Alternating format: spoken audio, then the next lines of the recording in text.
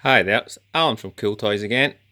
We're going to tackle this puncture now by showing you guys how to remove the tyre. Get the puncture fixed and get it back up and running.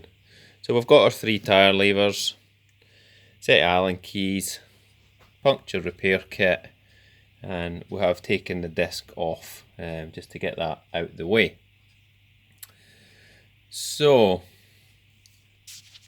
I'm going to put this phone up on a stand and hopefully it's going to work well. We've got another tube here to show you, and we've got a tube in. Now what I've done is I've fixed the tyre to the bench. Now I'll show you how to do that at the end.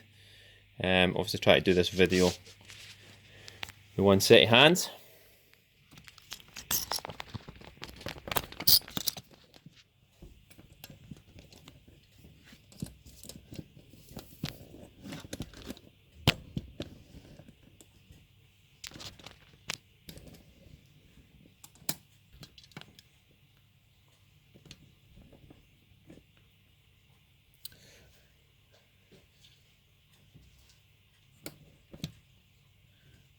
Right, hopefully that doesn't fall down and you can see what's happening. So first things first, let's get the bead broken. So if you press round, break the bead of the tyre, and then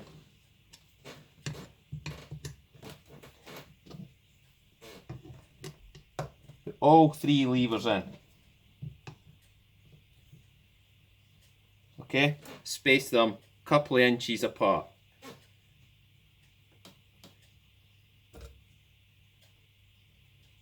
Break the first one, then the second, and then the third. At that point, you can pretty much wrap the tyre around. Okay, so for the valve, just push that through from the back, drop it down, and then gently take the tube round. Now, the way to tell where your hole is, pump the tube back up, put it in a tub of water. At that point, you'll clearly see where the bubbles are coming out and if it's repairable. If it's got big gashes in it, or if there's any water, any bubbles coming up through the water at the valve, then just bin the tube. If, however, you think it's repairable and it's a decent tube, then get your puncture repair kit, do your repair. I'm not going to show you how to do that. I will show you, however, is when you see the bubbles, put a chalk mark on it. That way, once you've deflated it again, you know where it is. And if you have got a couple of holes, then great.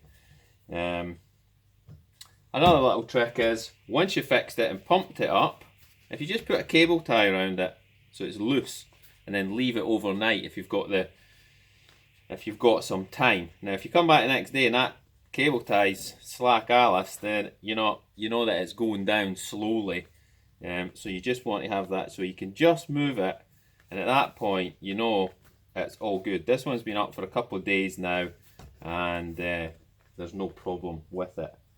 Right, so to get the second half of the tyre off, you don't need any levers. You can just take it round. Now most importantly, run your fingers round the tyre, in the inside, find out what's caused the puncture, check the tyre if it's worn through or got a big nail in it, or if it's salvageable, then great. If not, it is a new tyre job. So you run your fingers round it for anything sharp. Obviously check on the outside first, you're not going to slash your fingers. All good. Now, you fixed your puncture, we're ready to get this thing back on.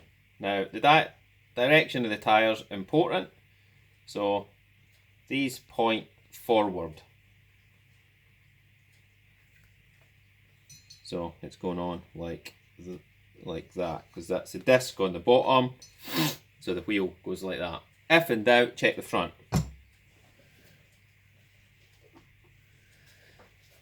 Right, easy enough to get this back on for the first part. All good. Tube. very important, on the tube you can see here that the valve actually sits to one side. So if you put it in like that, the valve will point the wrong way and it will only stick out very good. And it'll make pumping it up and getting hold of that valve even more difficult. The tube, the valve, sits to one side. Make sure the side it sits to is on the top, because we've got the wheel hole on the top. So, first things first is get the valve in. Now lift the tyre, poke it in,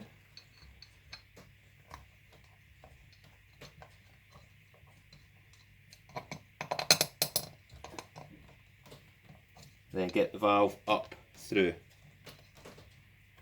Then just feed the tube in all the way round, just half in. Now you'll come at a point here where you've got too much tube, so if you just do a little fold,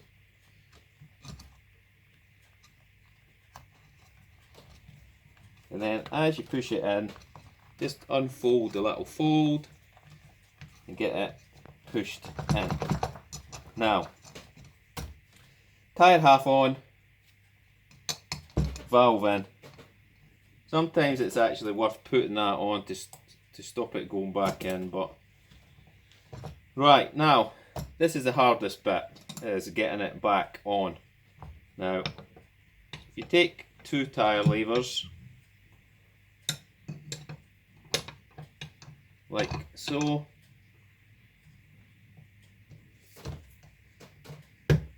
and you get to sort of this point, then with a bit of force, having them just in and no more, you can sort of pull it to half. Now, if you've got another set of hands here, it's going to help you a lot. I've got the wheel bolted to the desk, which is effectively a set of hands. I've got my elbow on this one, I've got my hand on this one, and I'm going to just take another few inches. Now this one effectively is your anchor. So once you've got that one in, move it round and just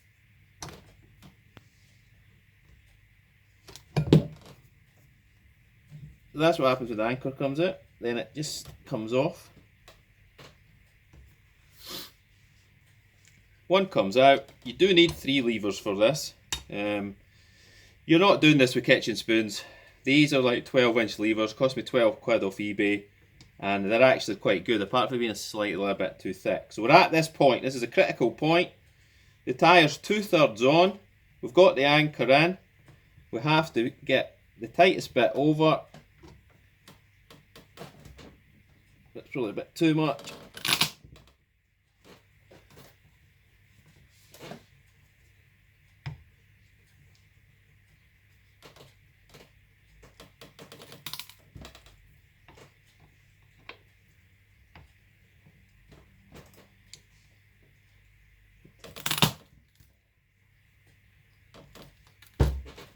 Now, you can hear it actually ripping out my mouth. That's how much force you need to do this. So we've got that one in. We're on the final leg. Just get that one in at the middle. And gently break it over. Now, once you get all of them out, push it down like that.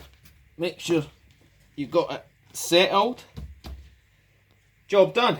So, I'll just show you what you heard almost ripping out the bench. I just used a cheap bit of wood. So what I've done is